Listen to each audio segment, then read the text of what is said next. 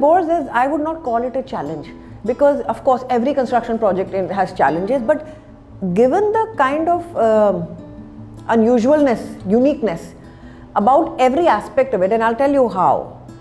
So this is the first time we get to work with a pre-sold project, okay, because it's being built for a community, right? It's not being built as a commercial project for sale.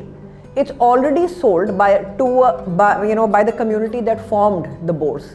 So they're all diamond merchants of Surat. So already we have the community which has already decided to make this building, which has already got its shareholding decided, who gets how many square feet of things. So it's a pre-done client, right? That's the best kind of project because it's all financed, everything is done, and we just kind of build it straight through. So we built the world's largest building. It is handed over and it is inaugurated by the Prime Minister. In under 4 years, with 2 years in COVID, the world's single largest building has got finished. This is the world's single largest building, 70 lakh square feet. With all the mechanized construction of the world, I don't think there's any building half the size that has got built. Now this, to me, what was very interesting is the drive of a community to build for itself. That is what has enabled this project. Secondly, this community is a completely almost one type of Gujaratis that deal with this diamond trade, right? The fact that they decided to go outside their community and look for an independent architect to design for them in a global competition, which shows the exceptional outlook of otherwise a very closed community within itself, right? So the fact we get picked in that in itself is very interesting for us.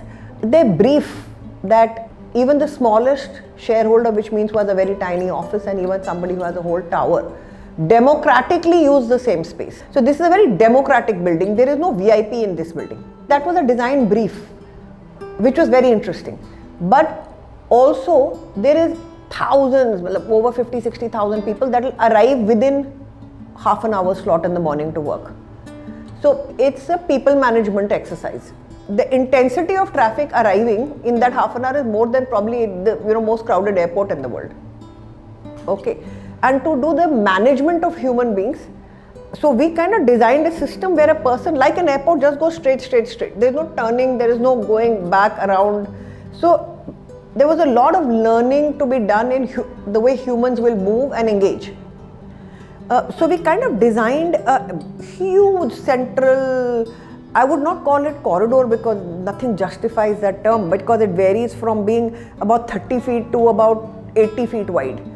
And it's just a central space which is, for the lack of a better word, I'll say more like a concourse studded with little indoor parks, through which that is the only movement system. So this entire community, which is so closed, I mean, they're very happy to meet each other and do chance transactions, So we understood their way they function and converted their pattern of working into a building, and I think that is what made them choose our design. The construction has been extremely well managed, like they manage their diamond trade. It has been micromanaged for costing, for time, and I'm very proud to say that it has been micromanaged for costing, for time, and I'm very proud to say that there was a lot of learning through that process.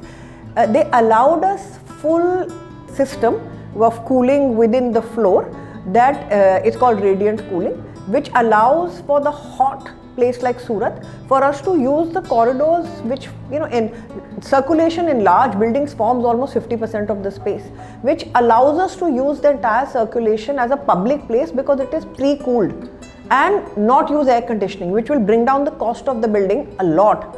We intend this to be one of the most sustainable buildings in the world. There are green lungs throughout the building, more like parks throughout the building at every floor, where they can sit around, congregate. I mean, this is the type of community which in the open can, on full trust with each other, exchange like, portlies of diamonds, which one trader is doing with other. So we try to emulate places that lifestyle would accommodate. So I just feel that there is so much that we learnt from the way this community drives itself, how it has achieved a position of complete supremacy in the diamond trade, and we wanted our building to learn from them and not for them to change to our building. And of course, it's very, very timely completion, has made us more confident that we chose them as the right mentors for us. And we have also brought in element of handcraft, which they were very happy to take. Technology like radiant cooling, which they were very happy to take.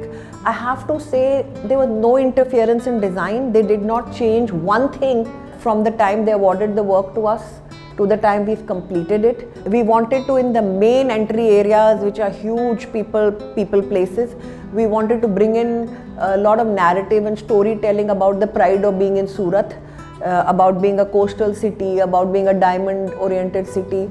And every idea that we put forward at a large scale, at a micro scale, every idea was nurtured and we were allowed to take through our creative experiences, which makes it a doubly pleasurable fact, that we got to work on this project. One is to do it, secondly to do it exactly how you want it, and we got to do both of that.